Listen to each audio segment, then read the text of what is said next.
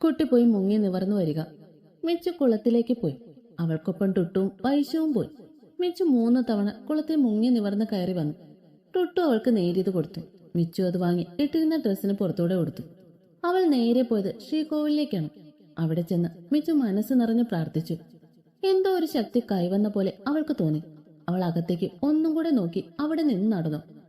അവർ നേരെ കാവിന്റെ ഭാഗത്തോട്ട് ചെന്നു. അവിടെ എല്ലാവരും അവളെ നോക്കി നിൽപ്പുണ്ടായിരുന്നു. അവൾ എല്ലാവരെയും നോക്കി മനോഹരമായി പുഞ്ചിരിച്ചു. അപ്പോഴേക്കും ഒരാൾ വന്ന് ആ കനലിന്റെ മുകളിലേക്ക് കച്ചി വാരിയിട്ടു. കച്ചി കത്തിപ്പടർന്നു. കനലിന്റെ തീക്ഷ്ണത വർദ്ധിച്ചു. അവൾ അതിലേക്ക് ഒന്ന് നോക്കി കണ്ണുകൾ അടച്ച് പ്രാർത്ഥിച്ചു. കണ്ണു തുറന്നപ്പോൾ അവൾ മുമ്പിൽ കണ്ടത് ശ്രീയാണ്. ആ മുഖത്തെ ഭാവം എന്താന്ന് അവൾക്ക് മനസ്സിലായില്ല. അവൾ തറയിൽ തൊട്ടു വണങ്ങി. കനലിലേക്ക് നോക്കവേ അവളുടെ കണ്ണുകൾ വിടർന്നു.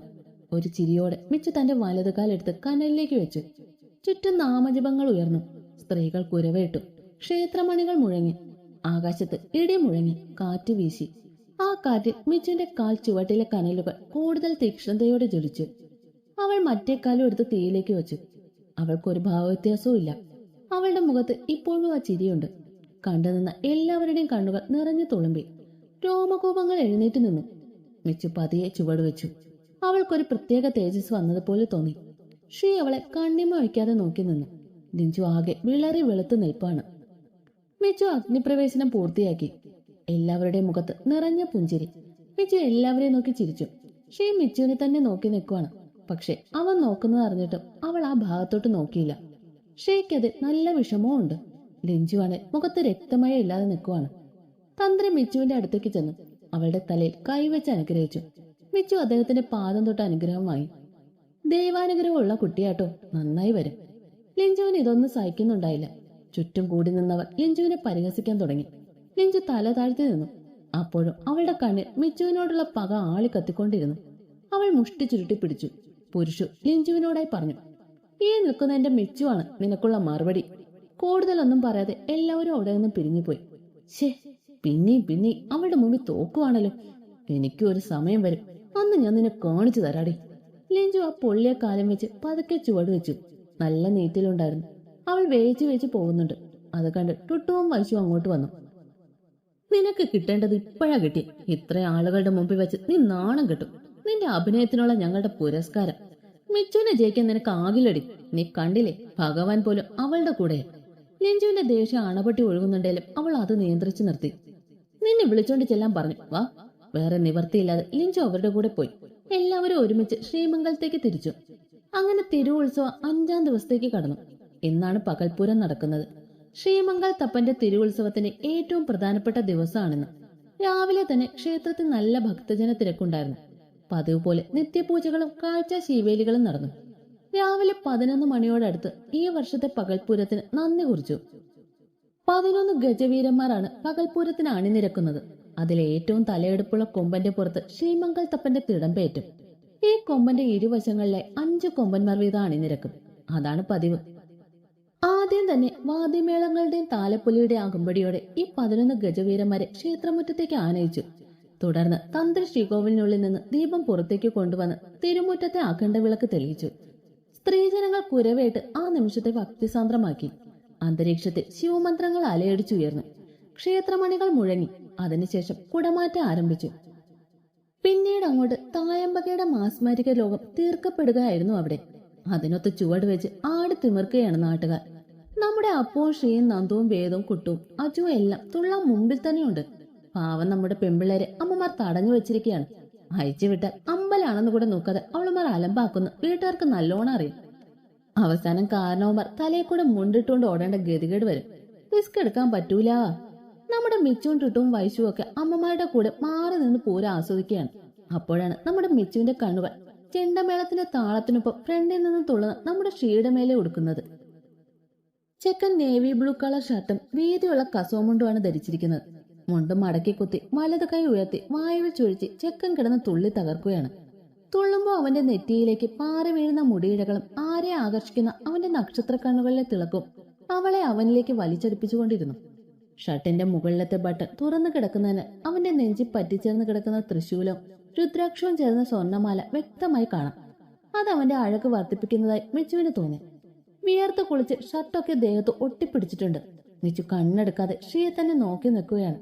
അവളുടെ ചുണ്ടിൽ ഒരു ഇളം പുഞ്ചിരിയും ഇടം പിടിച്ചിരുന്നു. ടുട്ടു തട്ടി വിളിക്കുമ്പോഴാണ് മിച്ചുന് ബോധം വന്നത്. എന്റെടി പതിയെ നോക്കടി, എന്റെ ഏട്ടന്റെ ചോര മുഴുവൻ നീ ഊറ്റി കുടിക്കുവോ? ഞാൻ എന്റെ മുതലിനെ അല്ലേടി നോക്കുന്ന. ഇങ്ങക്ക് എന്നെ ലുക്കടി. സകലമാന ശിങ്കാരികളും നോക്കി വെള്ളം ഇറക്കുന്നുണ്ട്. മിക്കവാറും എന്റെ കൈക്ക് പണിയാകും. പുള്ളിക്ക് മുടിഞ്ഞ ഫാൻസാണ് ഇവിടെ. എത്ര എണ്ണം പുറകെ വന്നേന്നറിയോ? നല്ല കിടിച്ചേച്ചിമാർ എത്ര എണ്ണം വെയിറ്റ് ചെയ്യുന്നുണ്ടെന്നറിയോ?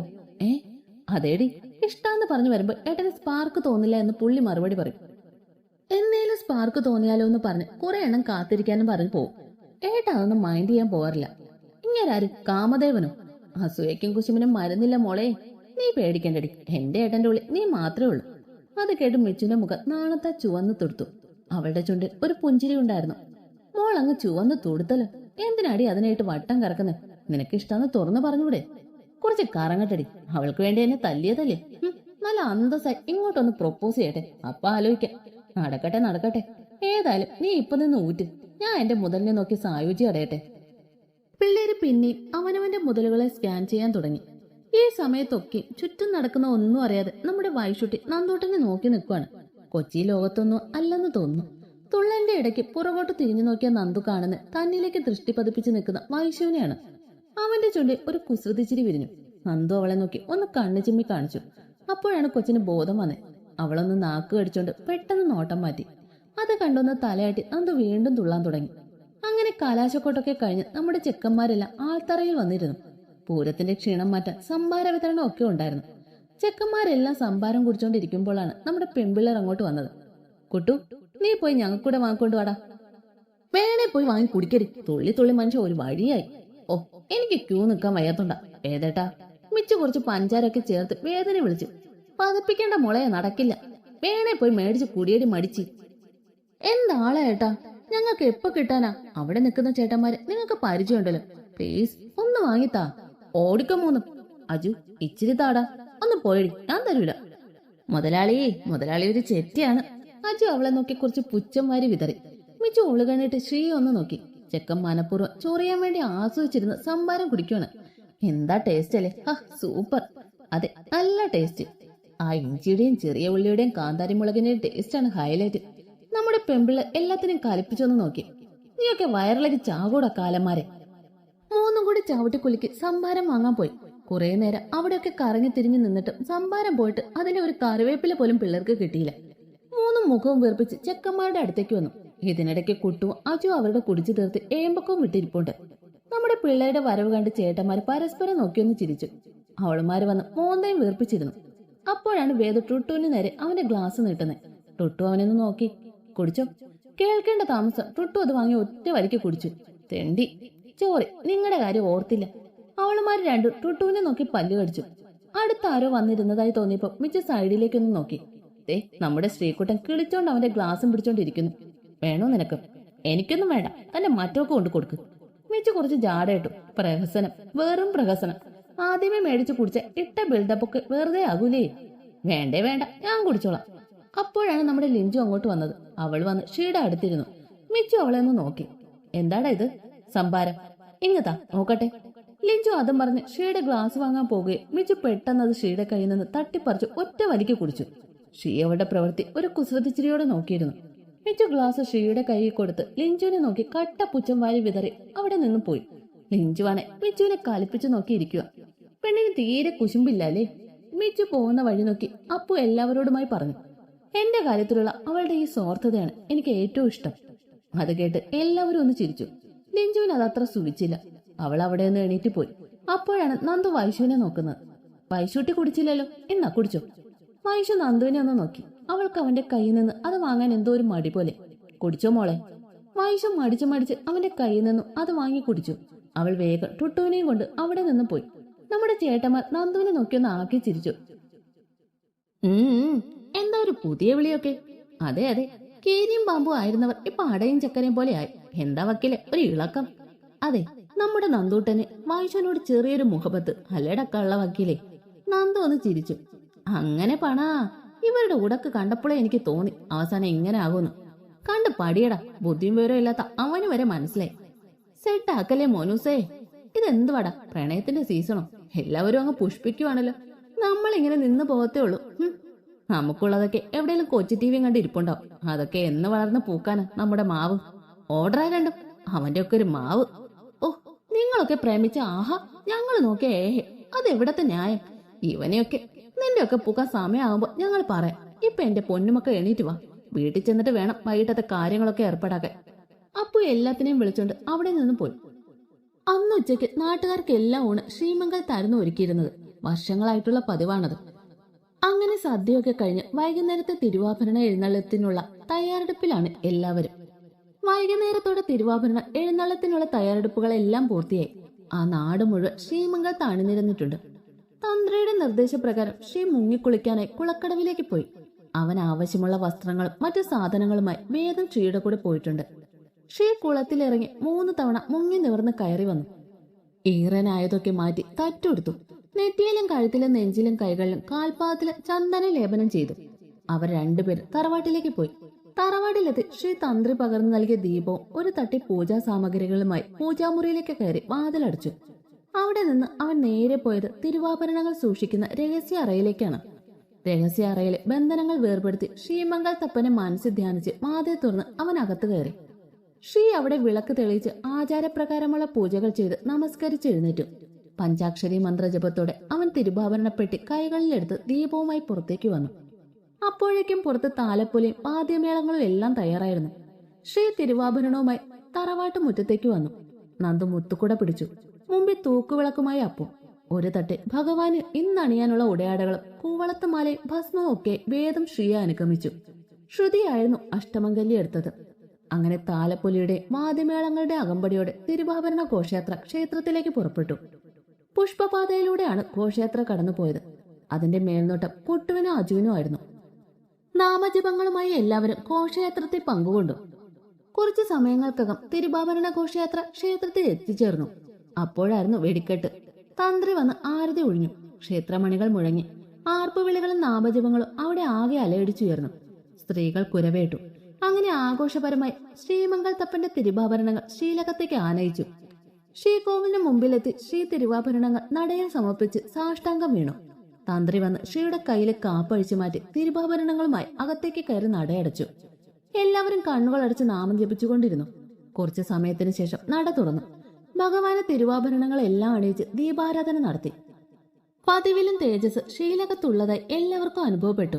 എല്ലാവരുടെയും മനസ്സും കണ്ണും ഒരുപോലെ നിറഞ്ഞു. ഇനിയാണ് അഭിഷേകം നടക്കുന്നത്. അർദ്ധരാത്രി 12 മണിയോടെയാണ് അഭിഷേകം നടത്തുന്നത്. 1001 കുടം വെള്ളത്തിലാണ് അഭിഷേകം. അതിനുശേഷം ആറാട്ടിനിറങ്ങും. അതോടെ ഈ വർഷത്തെ ഉത്സവം സമാപിക്കും.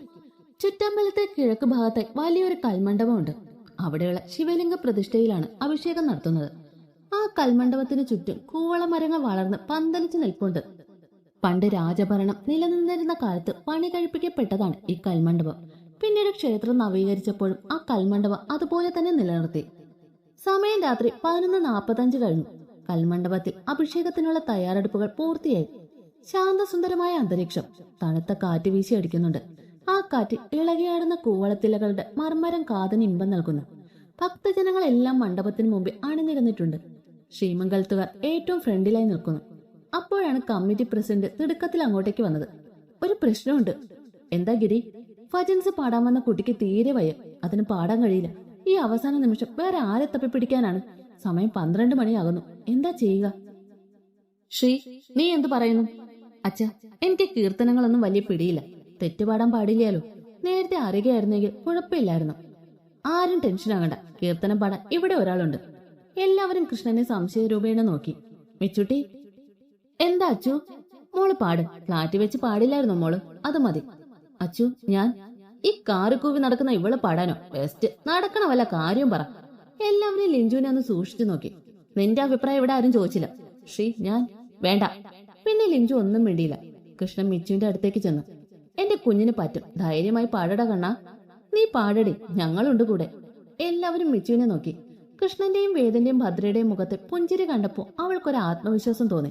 അവൾക്ക് സപ്പോർട്ടായിട്ട് അവളുടെ ചങ്സും കട്ടയ്ക്ക് കൂടെ നിന്നു. അവൾ എല്ലാവരെയും നോക്കി പുഞ്ചിരിച്ചു. അവളുടെ ചുണ്ടിലെ ചിരി എല്ലാവരുടെ മുഖത്തേക്ക് വ്യാപിച്ചു. ഞാൻ പാടാം. പിന്നെ കാര്യങ്ങളൊക്കെ വേഗത്തിലായിരുന്നു. ഭജൻസിലെ പിന്നണിക്കാരൊക്കെ എത്തി. തന്ത്രി മണ്ഡപത്തിലേക്ക് കയറി. നിച്ചു മുൻപിലായി വന്നു നിന്നു. അവൾ ശ്രീയുടെ മുഖത്തേക്കൊന്ന് നോക്കി. അവൻ അവൾക്ക് നിറഞ്ഞ പുഞ്ചിരി സമ്മാനിച്ചു. അതിമതിയായിരുന്നു മിച്ചുവിന്. അവൾ കണ്ണുകൾ അടച്ച് കൈകൾ കൂപ്പി. കാറ്റ് ആഞ്ഞു വീശി. ആ കാറ്റിൽ പൂവളത്തിലകൾ മിച്ചുവിന്റെ മേലേക്ക് വർഷിക്കപ്പെട്ടുകൊണ്ടിരുന്നു. ആകാശത്ത് ഇടി മുഴങ്ങി. അഭിഷേകത്തിന് നാന്ദി കുറിച്ചുകൊണ്ട് ശംഖ് വിളിച്ചു. വീണ്ടും ഇടിനാദം മുഴങ്ങി. ആ ശബ്ദത്തെ ഭേദിച്ചുകൊണ്ട് മിച്ചുവിന്റെ ശബ്ദം അവിടെ ആകെ പ്രതിധ്വനിച്ചു. അഭിഷേകം ആരംഭിച്ചു. അഭിഷേകം പൂർത്തിയായി. മിച്ചു ഇപ്പോഴും കണ്ണുകൾ അടച്ചിരിക്കുകയാണ്. അവളുടെ കവിൾത്തടത്തിലൂടെ കണ്ണുനീർ ഒലിച്ചിറങ്ങി. എല്ലാവരുടെയും കണ്ണുകൾ നിറഞ്ഞു തുളുമ്പിയിരുന്നു. മിച്ചുവിന്റെ ശബ്ദം ഹൃദയത്തിലേക്കാണ് പതിച്ചത്. ലിഞ്ചുവാണ് ഷോക്ക് അടിച്ച പോലെയാണ് നിൽക്കുന്നത്. ഷീയുടെ കണ്ണുകൾ മിച്ചുവിൽ തന്നെയായിരുന്നു. ആ കണ്ണുകളിൽ സന്തോഷമാണോ ആശ്ചര്യമാണോ എന്നൊന്നും തിരിച്ചറിയാൻ കഴിയുന്നില്ല. ഓരോ നിമിഷവും നീ എന്നെ അത്ഭുതപ്പെടുത്തിക്കൊണ്ടിരിക്കുകയാണല്ലോ മിത്ര. നിന്റെ ഈ ശബ്ദത്തെ പോലും ഞാൻ പ്രണയിച്ചു പോകുന്നു. ഷീയുടെ ആത്മ. തന്ത്രി ആരതി ഒഴിഞ്ഞു. അപ്പോഴാണ് മിച്ചു കണ്ണു തുറക്കുന്നത്. തന്ത്രി ആരതിയുമായി മിച്ചുവിന്റെ അടുത്തേക്ക് വന്നു. നന്നായിരുന്നു. കുട്ടിയുടെ ശബ്ദത്തിന് മനുഷ്യന്റെ മനസ്സിനെ കീഴ്പ്പെടുത്താനുള്ള ശക്തിയുണ്ട്. മനസ്സറിഞ്ഞ് നീ വിളിച്ച സാക്ഷാ ഭഗവാൻ ഇറങ്ങി വരും. എല്ലാവരും അദ്ദേഹത്തിന്റെ വാക്കുകൾ സന്തോഷത്തോടെ കേട്ടിരുന്നു. എന്നാൽ ലിഞ്ചുവിന്റെ ഉള്ളിൽ അത് മിച്ചുവിനോടുള്ള ദേഷ്യം ഇരട്ടിപ്പിച്ചു. എല്ലാവരും മിച്ചുവിന്റെ അടുത്തേക്ക് വന്നു. മിച്ചു എല്ലാവരെയും നോക്കി ചിരിച്ചു. ദേവിയമ്മ അവളുടെ കവിളി ചുംബിച്ചു. എന്റെ കുട്ടി നന്നായി പാടിട്ടോ. സന്തോഷായി. മനസ്സ് നിറഞ്ഞു. മിച്ചുട്ടി ഇത്ര നന്നായി പാടുമായിരുന്നോ? അതെ, ഇപ്പോഴും എന്റെ ചെവിയിൽ മുഴങ്ങി കേൾക്കുന്നു. എല്ലാവരും അവളെ അഭിനന്ദിച്ചു. മിച്ചു ശ്രീയെ ഒന്ന് നോക്കി. അവന്റെ മുഖത്ത് നിന്ന് അവൾ അവന്റെ മനസ്സ് എന്താണെന്ന് വായിച്ചെടുത്തു. കുട്ടുവും അജുവും കൂടെ നേരെ ലിഞ്ചുവിന്റെ അടുത്തേക്ക് ചെന്നു. ഇപ്പൊ എന്ത് പറയുന്നു ചാച്ചി? ഞങ്ങളുടെ മിച്ചുവിനെ പാടാറിയുമോ? ലിഞ്ചു ഉത്തരം മുട്ടി നിന്നു. എല്ലാവരും ലിഞ്ചുവിനെയാണ് നോക്കുന്നത്. എല്ലാവരുടെ മുഖത്ത് തന്നോടുള്ള പുച്ഛാണെന്ന് അവൾക്ക് മനസ്സിലായി. വീണ്ടും ഞാൻ ഓർമ്മിപ്പിക്കുക, അത് മിച്ചുവാണ്, അല്ലാതെ ലിഞ്ചു അല്ല. നീ അവളുടെ മുമ്പിൽ വെറും തൃണമാണ്. തൃണം. ഇവളോടൊക്കെ പറഞ്ഞിട്ട് എന്ത് കാര്യം? എത്ര കിട്ടിയാലും പഠിക്കില്ല. നാണോ മാനോ ഇല്ലാത്ത ജന്മം. ഛേ, ബോബനും മോളിയിലും പട്ടിയെ പോലെ എല്ലാ സീനിലും വലിഞ്ഞു കയറി വരും. ലിഞ്ചു നാണക്കേട് കൊണ്ട് തല താഴ്ത്തി. മതി, എല്ലാവരും വാ, ആറാട്ടിന് ഇറങ്ങേണ്ട സമയമായി. എല്ലാവരും പുരുഷനെ അനുഗമിച്ചു. ഓരോരുത്തരായി പിരിഞ്ഞുപോയി. അവസാനം ലിഞ്ചു മാത്രമായി. അവൾ ഇപ്പോഴും തലകൊമ്പിട്ടിരിക്കുകയാണ്. ഛേ, വീണ്ടും അവൾ ജയിച്ചു. ലിഞ്ചുവിന്റെ ആത്മ. അവൾ അവിടെ ഇരുന്ന പാത്രം തട്ടിത്തെറിപ്പിച്ച് അവിടെ നിന്ന് പോയി. കുറച്ചു കഴിഞ്ഞപ്പോ തന്നെ ആറാട്ടിന് ഇറങ്ങി. ഗജവീരന്റെ പുറത്തേറിയാണ് ശ്രീമംഗലത്തപ്പ ആറാട്ടിന് പോയത്. ആറാട്ട് കഴിഞ്ഞ് തിരിച്ച് ക്ഷേത്രത്തിലെത്തിയ ഭഗവാനെ ദീപങ്ങളുടെയും വാദ്യമേളങ്ങളുടെയും താലപ്പൊലിയുടെ അകമ്പടിയോടെ സ്വീകരിച്ചു. അപ്പോഴും വെടിക്കെട്ടുണ്ടായിരുന്നു. തുടർന്ന് കൊടിയിറക്ക് നടത്തി. ഭഗവാന്റെ തിരുവാഭരണങ്ങൾ തിരികെ ശ്രീയുടെ കൈകളിൽ ഏൽപ്പിച്ചു. അതോടെ ഈ വർഷത്തെ ഉത്സവം പൂർണ്ണമായി.